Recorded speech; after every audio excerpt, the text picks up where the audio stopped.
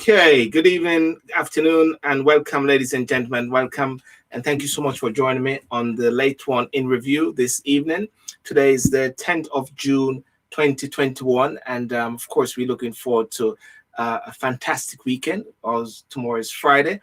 Without further ado, there's so much which is in the news this week. The G7, the people want to remove the Queen from Oxford. The lecturers say they are not going to teach because of road statute, some statute there. There's so much. COVID is still in the picture. The 21st of June, is it D-Day or not D-Day? But Dr. Burton and Anthony Francis, they're going to come on and give their perspective as to what is happening this week. Ladies and gentlemen, welcome. And hi, Anthony. And how are you, Dr. Burton? All good. Evening. See you again, Sylbourne. Yes. Well, we're going to go straight at it because, I mean, there's so much things that can be discussed. And, first and foremost, we've got Boris Johnson and Sleepy Joe having a harmonious discussion where they say they're in harmony with Northern Ireland. Boris was still awake the last time. I mean, I'm not the one to say anybody's sleepy, but David, how is the week and what do you think about that? Week's been grand. I think it's been great weather. I had a little bit of a dip down to London to see family very quickly, in and out. I saw that you didn't get permission. Anthony, did you give him permission to come down the border here? I saw him speak on his I can take a little trip down south, when needs must. But it was a little dip in the toe, and so it was good for family and friends.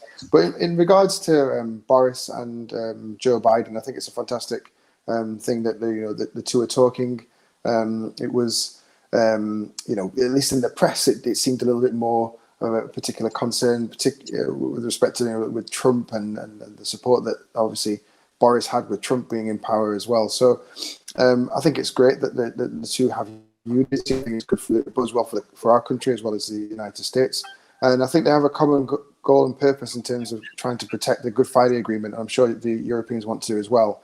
It was a crowning, arching achievement to try and get peace in that particular part of the Europe, and it needs to be stood to the test of time. So it is very important, and I'm glad that that's a focus of tensions between the US. Obviously, the US isn't trying to be partners or sit on one side or the other in terms of Europe and the UK, but at the same time, it wants to have that unity. Nobody wants to go back to the troubles, in essence. So. I think it's good that they've had that as a front and center. I do hope they've also got trade on the agenda, and I'm sure that they will. And also, possibly a link between the two countries with respect to travel going forward as well, especially in amongst the COVID pandemic. So I think it all bodes well. I think it's a good thing. I hope that the relationship lasts is long and fruitful, and we'll just see how things go. Before I go into Anthony, there's something Gordon Brown said that this meeting is going to determine who is going to be alive and who's going to be well. I don't know if you saw that little clip there. I don't know if somebody took it out of context based on the whole vaccine and where the world is going now. I don't know if you saw that clip which was going around. With at one point, I thought he was a prime minister, Gordon Brown. Anthony, do you saw anything like that? Well, Gordon Brown probably still has a little bit more gravitas than Boris Johnson, if I'm really honest. Even though it's been a while since he was the occupant of number 10. But as David has said, I think the most important thing is the fact that there is a relationship, or at least it's seen that there is a relationship. I think it's important that America now is seen as being back on the world stage and playing their part. Obviously we know what we have had to endure during the Trump administration. So I think it's good to get back to some basic diplomacy under the Biden administration. And as David said, let's hope that these discussions don't just center around the trade talks that Britain's quite keen to try and get in place, but also addresses some of the other more important issues like climate, and other areas that we know are important, both in terms of the economy and globally. Yes. No, that's very interesting. Well, I mean, this G7 seems to be one, while it is in the news, but I mean, there's so many things which is overshadowing it at the same time. David, we saw Matt Hancock responding to the parliamentary scrutiny after Dominic Cummings. And, he said he didn't lie to the Prime Minister. But while we talk about that, I mean, where are we now with COVID? And then we pick up on Matt Hancock. Where are we now with how we... Yeah, so in regards to how things are going at the moment, the cases of reported people with COVID-19, that's escalating. So we know that for a fact. And we also know that the Delta variant is the really overarching variant in regards to the number of cases. So around 90% of reported cases are now down to this Delta variant. But equally, we also know that there isn't the associated number of persons who are unfortunately passing away with COVID-19. So 7 people passed away today within 28 days of diagnosis. So that bodes well going forward. And I hope that is something that is continued, because it goes as a sign to show that the COVID-19 vaccine that we've embarked on in the UK and around the world is working tremendously.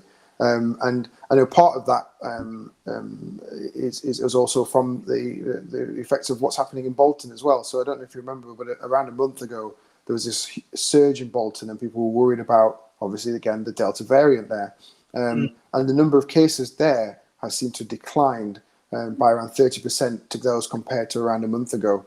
And that's partly down to people's fine wisdom in terms of how they orientate themselves and around others, but also down to the vaccine.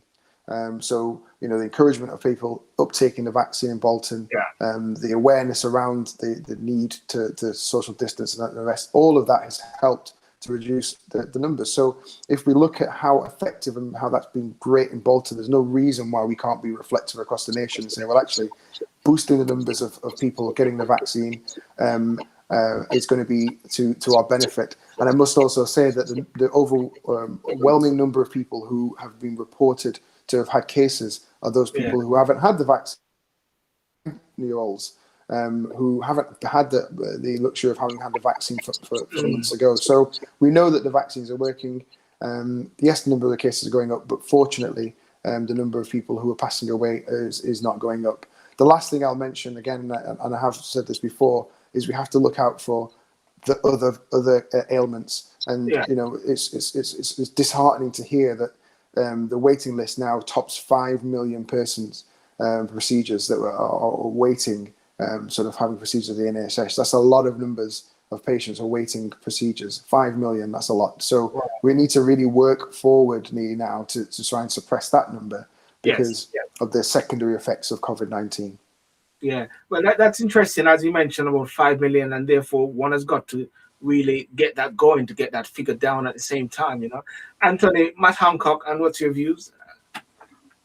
Well, this afternoon I listened to Matt Hancock's response to the accusations made by Dominic Cummings a few weeks ago.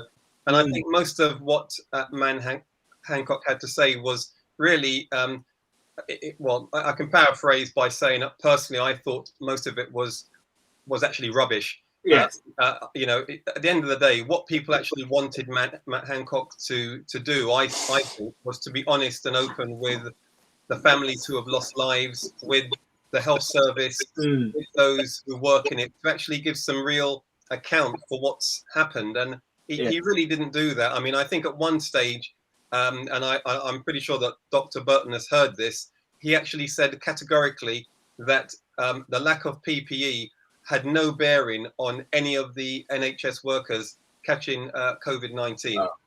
And, quite frankly, we all know that is not the case.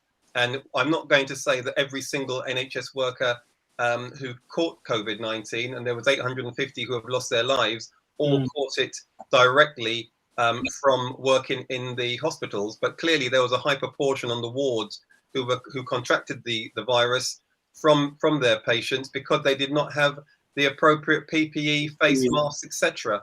So, when you hear, the minister make comments like that, it really doesn't give you any faith.